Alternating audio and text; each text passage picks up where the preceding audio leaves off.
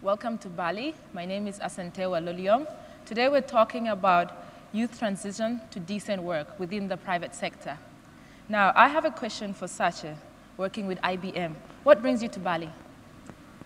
Thank you, Asantewa. I came to Bali to share the story about how you could be working anywhere in the world. If you have the right skills, you could find decent work. Because of my experience with IBM and web and social media marketing team. Do you want me to elaborate? Yes, please. Okay. I have a team of web strategists and producers, social media experts that are geographically dispersed. Nobody is located in New York with me. But because they have the right skills, they are able to find decent work for IBM. And that is definitely a model that you guys could all look forward to, because we have a colleague like in Canary Island who has social media skills. We would have never known except for the fact that he has those skills and IBM hired that person. So, there's your opportunity for decent work.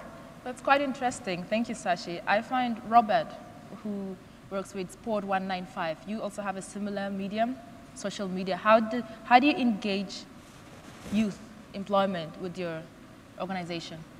We believe that sport unites countries, families, communities, cities, etc. We believe that it offers a lot of life skills to the youth, that education is part of their upbringing and moving into the workforce. But a big part of entering the workforce, we believe, is life skills, and we believe that sport offers a lot of those. It teaches teamwork, discipline, education, training, so it helps prepare the youth for entering into the employment. Okay, thank you very much. I wanted to find out, how can the private sector create opportunities for youth with regards to internships or entrepreneurship? Because there was one question earlier on about how when you go to apply for a job, people tell you need a 5-year experience. If I can't get an internship or a way to get an experience, how do I get the job? I think I'll leave that open to any of you to answer. Mark, maybe? Or? Well, let me give you a little story of a young intern I had. His name is Dirk. And Dirk was an intern when I was with a famous company, a big global automotive company, and he did a great job. And I said, man, this is the day in your life, I can offer you a job here. And he declined. He said, no, I want to be an entrepreneur. That was 15 years ago. By now, he's filthy rich and famous in everything. But at that time, it was rare. I was trained to be part of a global kind of, global or small company. Trained to be a salaryman, which is fine, which is great. But I feel at the moment, we're in a time where people can be trained and are trained for many, many different jobs. So I wouldn't say it starts with the private sector, but it starts with you as a person. What do you like to do? And I feel the opportunities are much broader and better than they used to be. Okay, thank you. Mark, Don, working with Shell, how does your company try to involve the youth regards to internship programs? Well, Shell's has a program that it introduced back in 1982 called Livewire. And basically this is a program that is really designed to support entrepreneurism, particularly for youth. It's over the last 30 years, it's a program that's expanded to 20 countries in 10 different languages. It really provides a way for youth to come in with ideas, get access to the training, the education, the mentorship on how to take an idea and put it into something that can be that a business can be built around. And as these ideas grow through through the level of education that's provided, funding is available to be able to support. And over 5 million youth have been engaged in contact through this program since its founding 30 years ago. So this is something that is very, very important to what we do. And if we bring that back to why personally why I'm here and why I care about this. You know, if from a perspective of just mass numbers, right? You know, reaching 7 billion people on the planet this year, we're going to have 2 billion more people by 2050. 3 out of 4 of these individuals are going to be living in cities. The pressure and stress that's being placed upon governments to be able to provide healthy and educated and robust life to be able to sustain that level of growth is intense. And what they need is good economic systems to be able to support that. That's where the private sector comes into play. So from a private sector perspective, unhealthy, uneducated, and impoverished societies are not good for business. So there's a symbiotic connection between the challenges as well as the opportunities, and why companies really need to care about these types of issues. And that's, for me, one of the reasons why this is such an important forum to be able to bring together the youth to have that level of impact and shape just exactly where these priorities are placed. I have a question coming from a developing country where I find that you could have the level of education is quite poor. Now, I could finish high school, and to me, I did go through the system. I finished high school. However, my qualification is not good quality for the job market. Now, how can the private sector improve that, or how can they help the youth that come out of school to ensure that they upgrade their knowledge or get skills to be able to fit into the private sector? Do you get what I mean? Beyond university? Beyond university, or beyond even high school. Some universities even don't have accreditation, but however, they are the ones that are available, or they're too expensive. So how do we ensure, how do the private sector ensure that they're still able to absorb these other new unemployed youth through their poor level of education?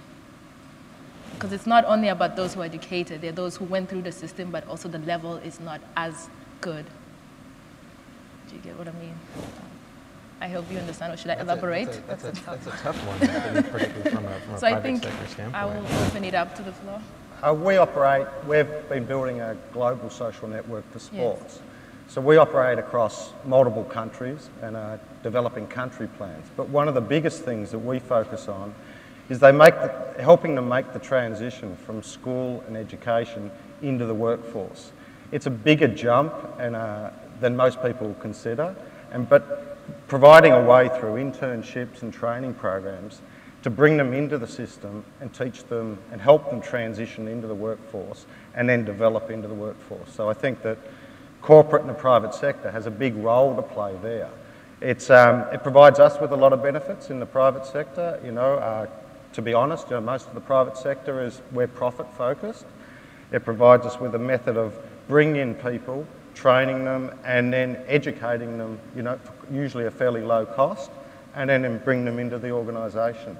But I think that, in the US, they're very good with the internships. I think the gentleman that was speaking earlier today about what they're doing in Germany, I think that's an enormous thing that both government and the private sector can put some boundaries around and introduce worldwide, because that's an enormous jump. Going from the education, and whether it's university or not, you might have learned a lot about your particular subject matter, but it's actually making the transition into what many people in the private sector call the real world, is helping them prepare for that and understand, the hurdles and everything that they're going to go through there. Yes. Give an example. I'm in social media marketing, so this is something nascent that I'm starting to see, where many companies are looking for brand ambassadors to really positively influence social media discussions. Now, everybody out there, the youth, you guys really know how to use social media. And if you could actually start establishing yourself in the social media world where you provide positive attributes for this brand, or the valuable insight into the community discussion, I've seen companies hire those people who have social clout as part of the social media strategist. It has nothing to do with that person's education. It's just that that person brings valuable skills that existing companies, employees just don't provide. They could energize conversation around the company's brand And that is something that I think everybody out there has potentials to contribute and establish yourself around. Just to follow up what Sash just said, what is important is that they understand that they are a brand now. As an individual, whether they're 18 or 19 or 20, they are a brand. So anything that they're doing socially will be looked upon by future employees, etc. They'll be looked at as a whole package, One of our, for me personally, last week we employed people from Colombia, Mexico, both sexes in different areas across the company. But we always will look at, one is their basic education, two is their hobbies and their other skills or other things that they've been involved with, where it involves teamwork and leadership, etc. But we'll also look very, very deep into their social, what they've been doing socially, whether it's Facebook or Twitter or what they've presented on LinkedIn. So they should understand that why it's really important, everything they're doing now is being watched. It's not just their local community or their family, but clearly understand that the opinions they're passing or the photos of them out with friends partying, etc., which isn't necessarily a bad thing. It means they're at least social and fun, but everything is being watched. So they need to be conscious of that. To Mark, how can the private sector be more involved in the alternative education sector? Because not necessarily everybody goes through formal education, through school system. There are people who might not get the opportunity. It could be financial issues, family issues. How do we reach them? Well, let me add to what Robert was saying about the German vocational training system. I went through that system. I'm running now companies in the US. I would love to have that system in place. Now, would I initiate such a system in the sense like I experience it? No. It has to start with a government-initiated program because we are somehow profit-driven. So when we put programs and employ people, it has to result somewhere down the road in profit, right? But if there's incentive, if there's a start to participate in something like this, then it would be much easier to engage and help getting young people unemployed. But it would be very difficult just for the sake of employing them to engage in such activities. I think also what government can do is provide us with the rules and regulations that if we do want to initiate these programs, like often for the private sector, we haven't either got the time to get held up in the government processes, etc. But we need to have the flexibility that we can start 20 young people and start training them. But if they don't work out, that we can sort through and bring in another one or two or any that don't think. But we need a system that's very, very flexible, especially through those early stages, to offer the opportunity, but also have the regulations in place. If we employ someone and we bring someone into one of these programs, but we can't, if they're not working out or not suitable, if we can't, sack them for the sake of a better word, and bring someone else in for 6 months, then it's very, we need the regulations so we have the flexibilities to implement the programs and etc. without the regulations, or with open regulations, flexible regulations. Well, not to put you on the spot, but you actually shared an interesting story earlier yourself in terms of the challenge, in many ways reflecting what we're talking about here as a youth going educated and becoming an entrepreneur. I mean, that might be an interesting, very practical example to share with the virtual colleagues and what your life experience has been with that. Yes. I lived out of South Sudan during the war, so I came back. I'm 2 years in South Sudan now. I did search for a job, but there's not really much employers there because the two major employers are the government or the NGO sector, because we don't have a large private sector, we don't have an industrialized system, we don't have manufacturing companies, for example. One of the recent one that opened is Miller. This is one of the largest employers there in South Sudan. And after searching for a while and trying to join the government within the tourism sector, because they don't have policies yet. So we're still in the stage of setting the policies, which makes it difficult. 7 years through transition and 2 years independent. We go through a system of everybody's trying to live, but still you don't have this right rules or regulation, laws and policies. So it's very difficult even for some companies to come in and set. There are those who came in are risk takers, but it's very difficult for them to come in and set because there's no guarantee from government. And government is still trying to sort out their house, basically. And I understand that people are walking in. I was explaining to Mark earlier how you're trying to sort your house and people are walking in and you can't put things in place because every time a lot of people are coming in and they need a lot of basic needs even before education, before a decent job, you're looking what to eat, you know? And you also don't have the skill because we have a lot of people that come in, returnees, people lived in different parts of the world and the level of education they got, that's why I was asking that question, is not good quality, but they did go through the system.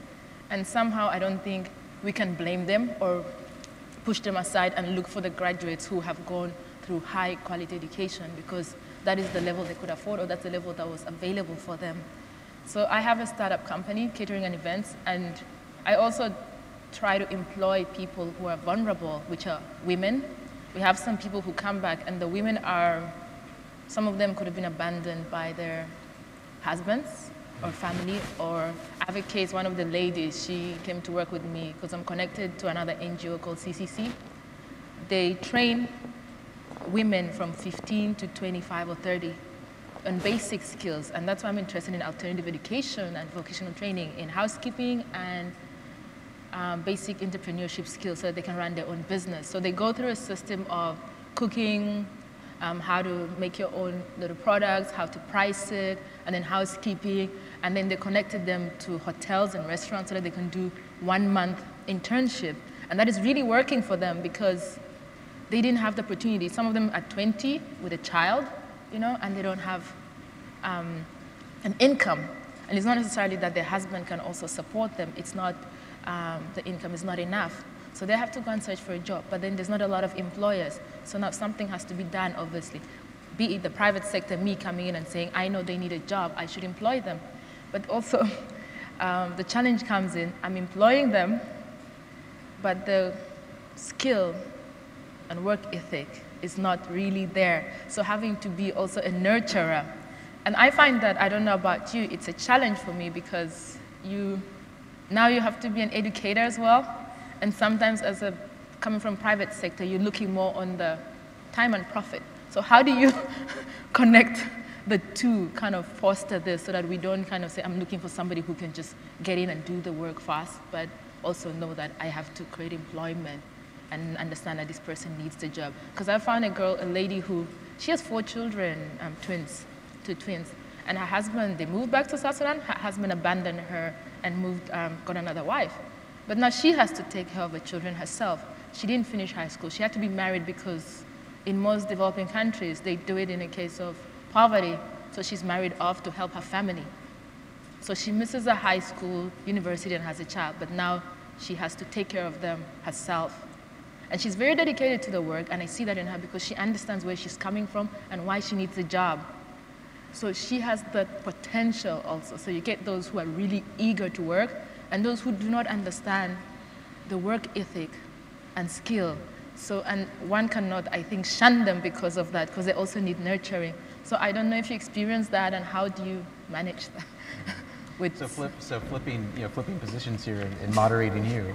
Okay. So what is your advice to youth, in scenarios and parts of the world that are still developing and that share similarities to who might share a very similar type of experience that you have and that you've gone through. What's your advice to them on how they should look at opportunity for career?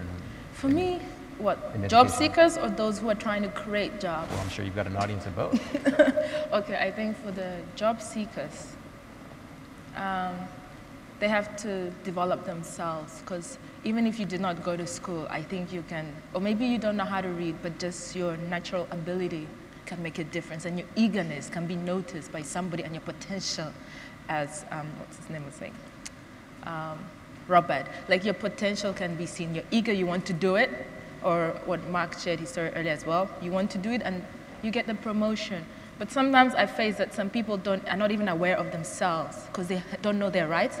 They don't know they have the right to think. They don't know they have the right to be creative. So even some people are still on the basic issue of who am I and why I matter. Because some people are not taught to matter. So they will not necessarily start thinking of, I want to be this, I want to do this, I can do A, B, C, D. So even that is also a challenge, the different stages, you know, the beginning of realizing who I am. But I think when they're in the middle, it's up to you to kind of try to envision it, because in some countries, there's not a lot of, how should I say it, role models to follow. You might have an idea of vision, but you don't know what to do, how to do it, who to follow, where to get the example, or who to to mentor you or something like that. So you kind of have to just filter through the dark, you know, to find your way. And that's also a challenge for them. But I think persistence. Persistence is something they can do, keep knocking on the doors, but also all governments, NGOs, all different sectors of employees, private sector, they have to open their doors to some of these people. Because I find that some youth cannot even get to the door. There's security check, there's, what are you doing here? Who do you want to see? If you don't know anybody, you're not welcomed in. So how am I even going to explain my case to the person who might be interested in me?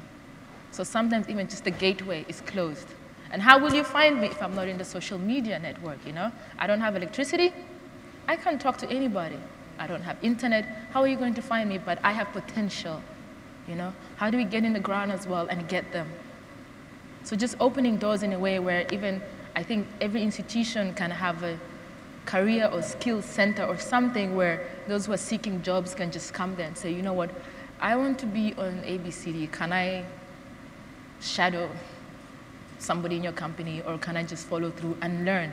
Because maybe, yes, I'm a person who does not have the skill or work ethic, but I think I can walk around and see, you know, and kind of learn slowly. So I think that could be done, where people have that little center, and that could be, it might not cost so much. You can even employ somebody who's one of those youth who was doing it, you know, and kind of set them there, 2 people, and it shouldn't be only government-led career guidance centers or something like that. It should be private sector as well said, where we try to kind of close that gap, because we need, private sector needs skilled people, and you need creative people as well, and you're looking for, you can be creative, young, or even old, but you're looking for that buzz. Sometimes you have to go and get them as well, and not think they'll walk on your door.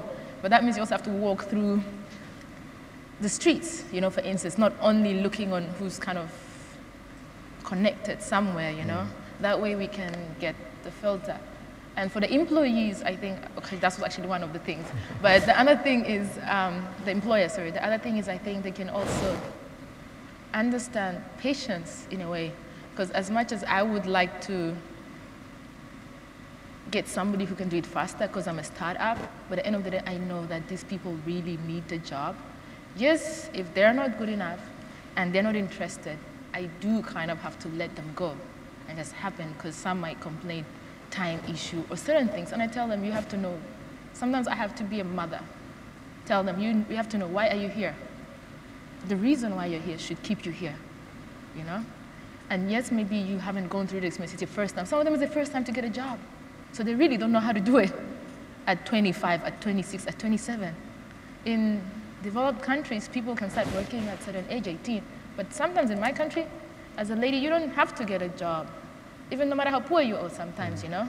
You just go through that system and then get married. You don't move out of home. You stay at home until you get married, you know? So you don't really get to be independent automatically after high school or during high school. So you can reach 25, 20-something, you really haven't had a job, a decent job. Yes. At the same time, isn't it, I understand, you've got to get the basic skills. Yes. And I understand that if you haven't got electricity, it creates a few restrictions. That's why we like sport. You just need a ball and you can learn some of the basics. But at the same time, your basic educational skills now, if you can learn to read, write, and if you've got access to technology, the amount that you can learn from around the world on any topic that interests you, and whether that's getting a job or birth control or whatever, all these particular topics, how to act on the first day, how to dress, the access to information on whether it's a topic or a vertical, has never been greater.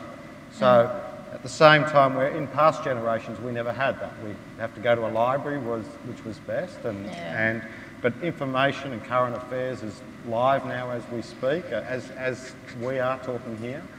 But so if we can just get that basic skill level up, the access to information for these people and the youth today is enormous. Is enormous. You were mentioning how you guys are all talking about finding that passion. What is your life's mission? That's not just a challenge for youth. I mean, I know colleagues who are much older who are still trying to find their life's mission, but you know, you could use the web. Start searching under the keywords that you are passionate about, and then you'll stumble into communities and companies that actually support that. And then you could start narrowing down. It's like, oh, I didn't know this passion could be something that I could provide in the marketplace, that there's a demand. And then from there on, to your point, build up your skills, join the conversation. You'll start probably finding virtual mentors who could give you some of the soft skills, and competitors. It's like, oh, I thought that was great, but geez, this person is positioning themselves much more strongly than I am. So you have all the tools in your hand if the infrastructure is there. But take advantage of it, because you guys are the best armed to leverage everything. Well, it's interesting you say virtual mentorship, because I found that and this is a really serious number, probably 15 to 20 contacts, unsolicited contacts that I get through my LinkedIn profile, through my Twitter, based upon things that I'm talking about and what I care about, that people are finding me and asking me for advice in environments of all over the world, right? And I've actually dedicated time to be able to speak with some of these folks, to help them to understand how to connect them into different ways, and whether it's through organizations to get more information around certain skills, or how to connect better with companies like the company that I work for, to be able to strengthen their position on opportunities in the world of science, technology, engineering, and mathematics, right? So I think that's a really, really an important point, is that using these channels not just to educate, but to potentially connect with people who could be very helpful in being able to establish the right type of mentorship and education in a virtual context. And it doesn't matter where you are in the world. I mean, I've had people reach out from across the world to say, mentor me. It's like, okay. Yeah. I think that one of the most valuable things we could probably teach the youth is to be self-sufficient and teach them how to learn. Teach them how to study, teach them how to research. Give them the basic tools to head in a direction that they want to go in, and possibly support them through mentors or anything else. Mark, what is your take? Well, if we look around here, everybody has basically a smartphone.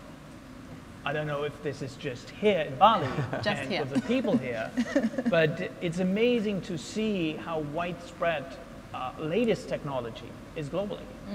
So I don't really know what I can teach these younger people, right?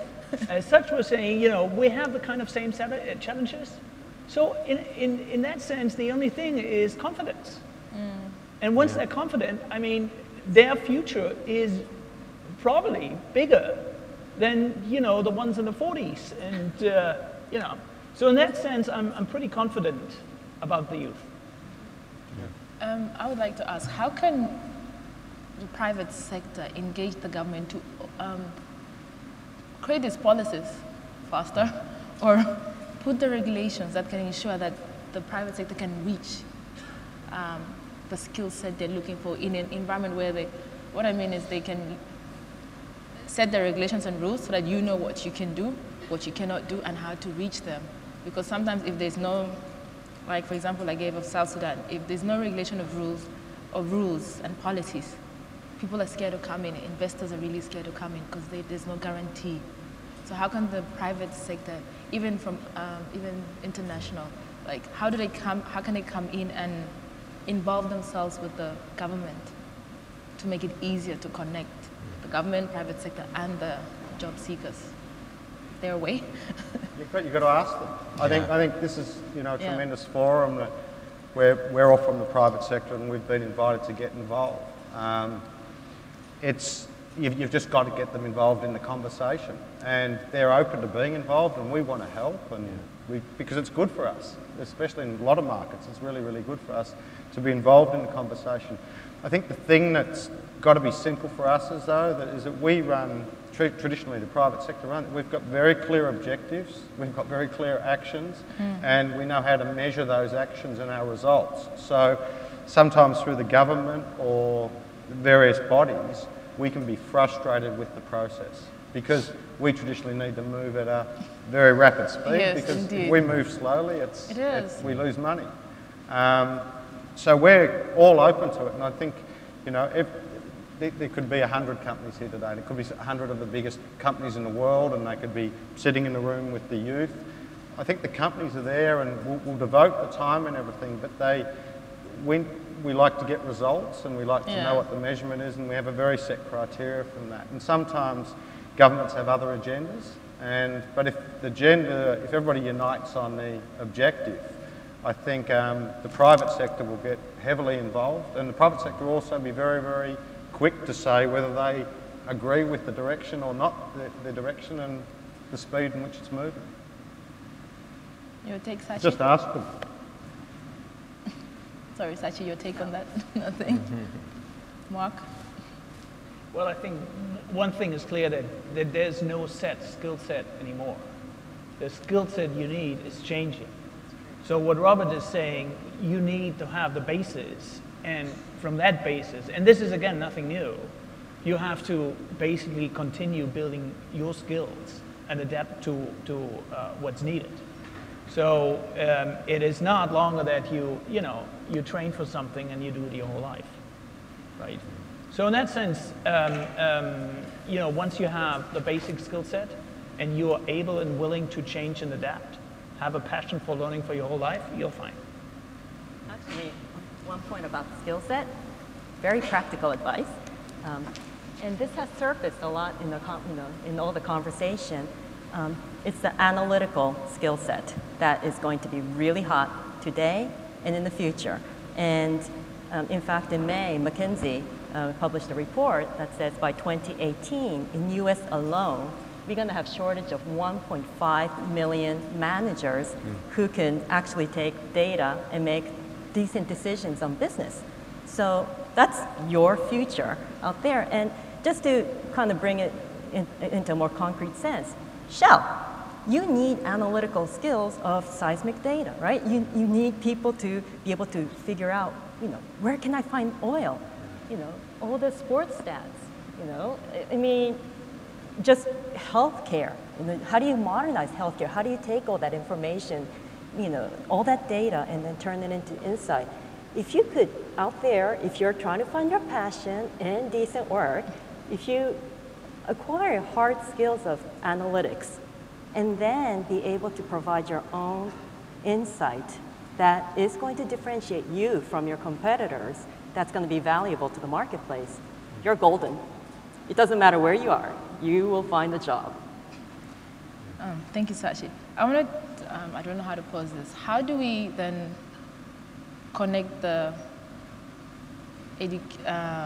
what they learn at school to require the skills for the job market? For example, yesterday we had people talking about how most of their subjects are too theoretical or too in a system that you go to the job sector and you can't get a job because what you have learned is not really what they're looking for. So I don't know, is that posed to government or is that also a private sector issue they can solve? How do they connect the skill set or the education? Well, IBM, for example, partners with top universities around the world to talk about what skills are required in, of course, IT marketplace. And what we do is we provide software, especially for analytics, and also business leaders and technical skilled leaders to bridge that gap of, okay, here's the theory and here's the academic learning, but this is how it's applied in the real world. And that also gives you mentorship as well. So, but to your point, yes, you got to have the theory because it teaches you how to think. And then you have to have mentors and real life experience to have the soft skills. and continue to gain the hard skills that is going to make you relevant in the marketplace. I think that's where probably private sector has the opportunity to have an impact. It may not necessarily be directly with governments, but it could be through other institutions on the academic side or partnering with NGOs. Before I joined Shell, I spent the prior 17 years of my career in technology.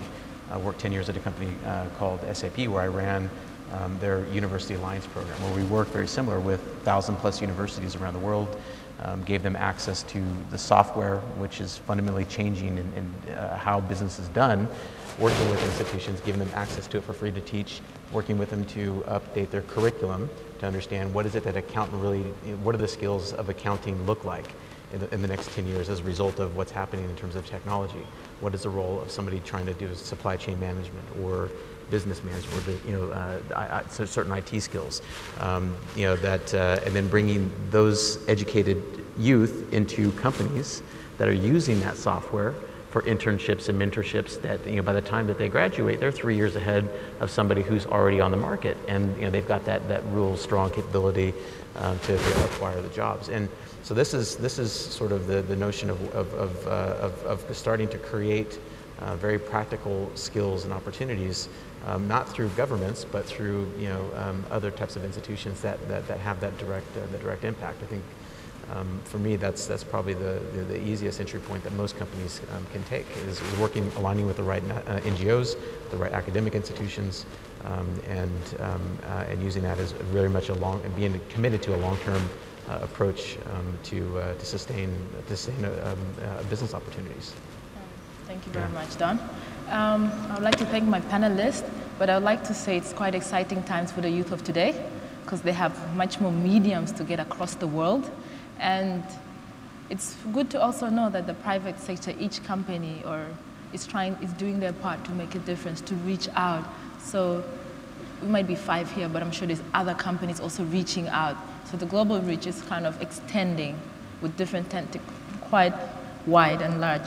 So I think that we'll reach there slowly, and it depends on all stakeholders, the individuals, the youth themselves to take the responsibility, the government to set the policies, the private sector to make the opportunity, and I think we'll reach there. So thank you very much.